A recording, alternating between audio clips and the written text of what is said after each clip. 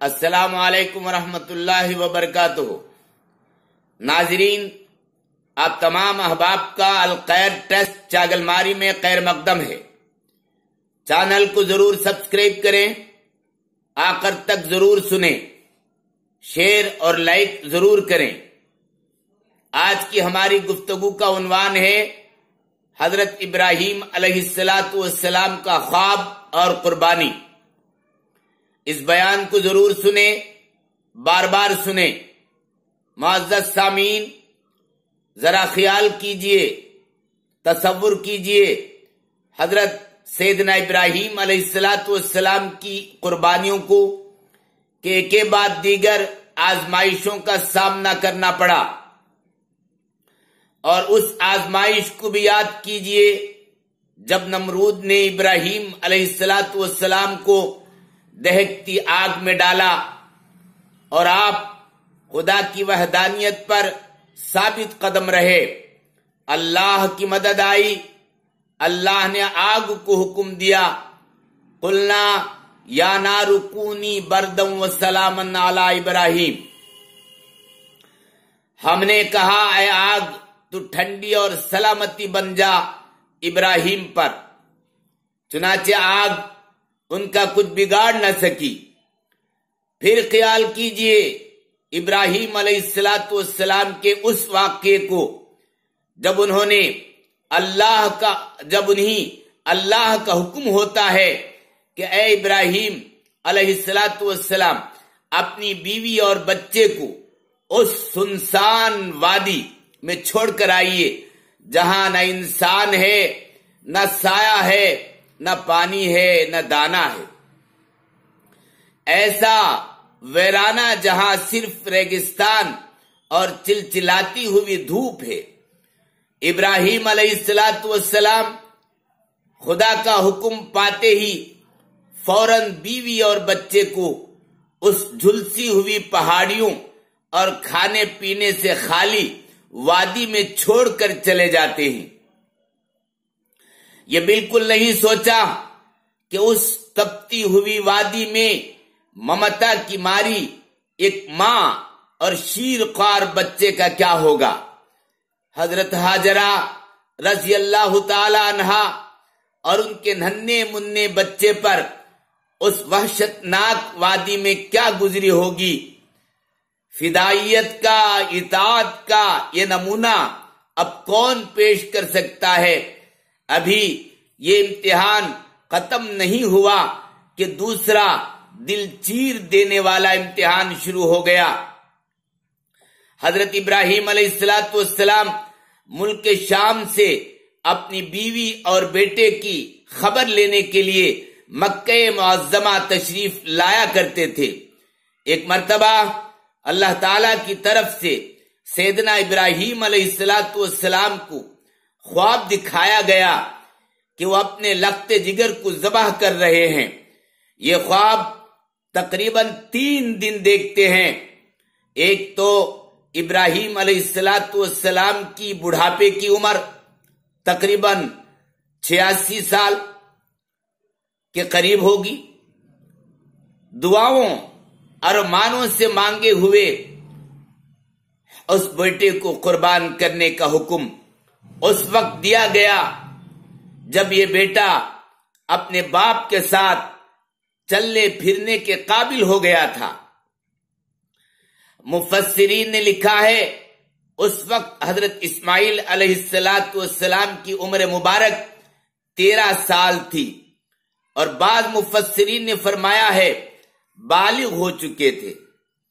قرآن عظیم الشان نے اس واقعے کو اس انداز سے بیان فرمایا ہے، فلما بلغ معہ السعی، بس جب وہ لڑکا ایسی عمر کو پہنچا کہ ابراہیم علیہ السلام کے ساتھ چلنے پھرنے لگا، تو ابراہیم علیہ السلام نے فرمایا قال یا بنی انی ارا فی المنام انی اذبحک فانظر ماذا تری، بیٹے میں نے خواب میں دیکھا ہے کہ میں تم کو ذبح کر رہا ہوں، بس تم بھی سوچ لو تمہاری کیا رائے ہے۔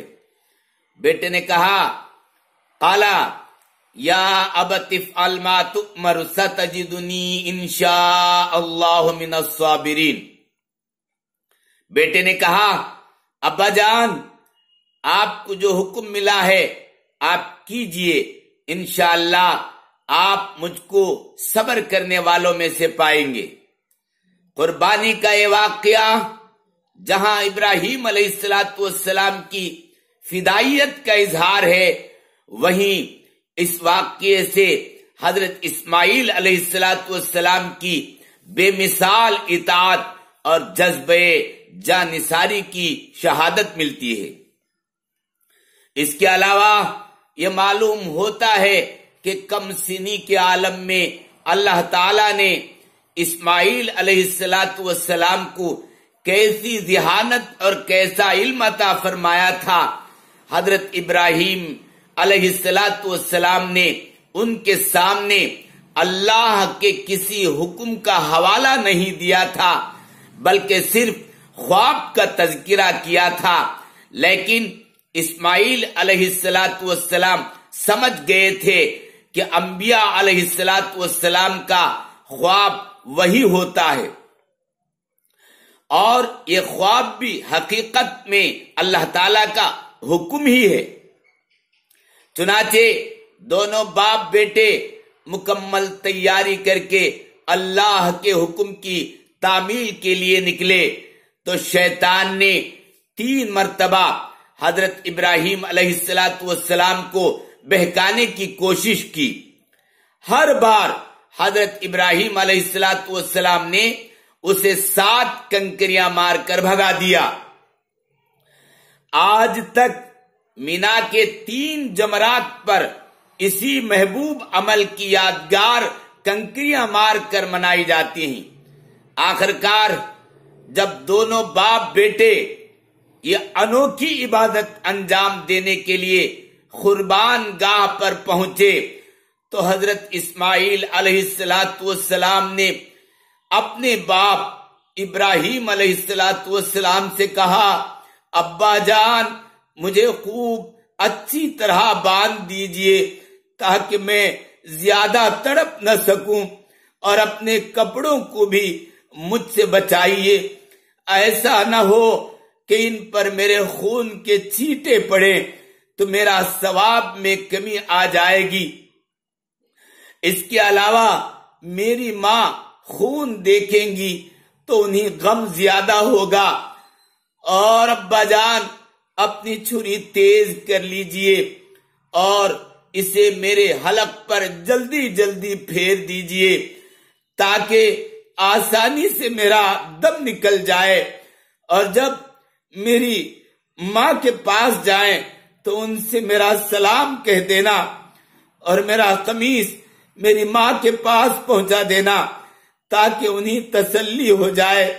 دوستو، اکلوتے بیٹے کی زبان سے یہ الفاظ سن کر باپ کے دل پر کیا گزری ہوگی، لیکن میرے دوستو، ابراہیم علیہ السلام استقامت کے پہاڑ بن کر بیٹے کو شفقت بھرا بوسہ دیتے ہوئے آنسوؤں سے بھری آنکھوں سے انہیں باندھ دیتے ہیں۔ قرآن اسی کو کہتا ہے فَلَمَّا أَسْلَمَا وَتَلَّهُ لِلْجَبِينِ،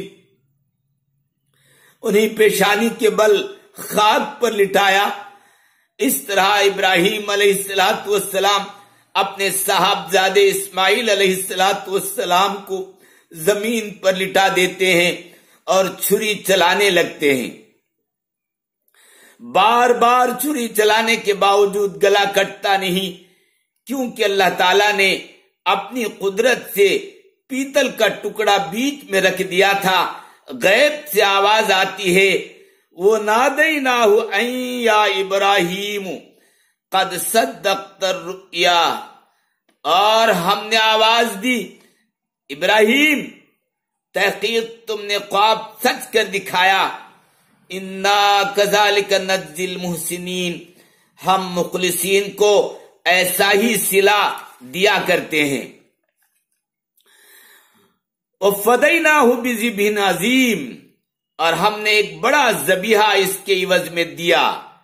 روایات میں موجود ہے کہ ابراہیم علیہ السلام نے غیب سے یہ آسمانی آواز سن کر اوپر کی طرف دیکھا تو حضرت جبرائیل علیہ السلام ایک مینڈا لے کر کھڑے تھے۔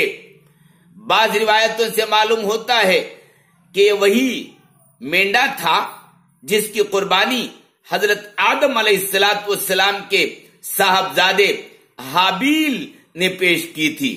بہرحال یہ جنتی مینڈا حضرت ابراہیم علیہ السلام کو عطا ہوا اور انہوں نے اللہ کے حکم سے اپنے بیٹے کے بجائے اس کو قربان کیا۔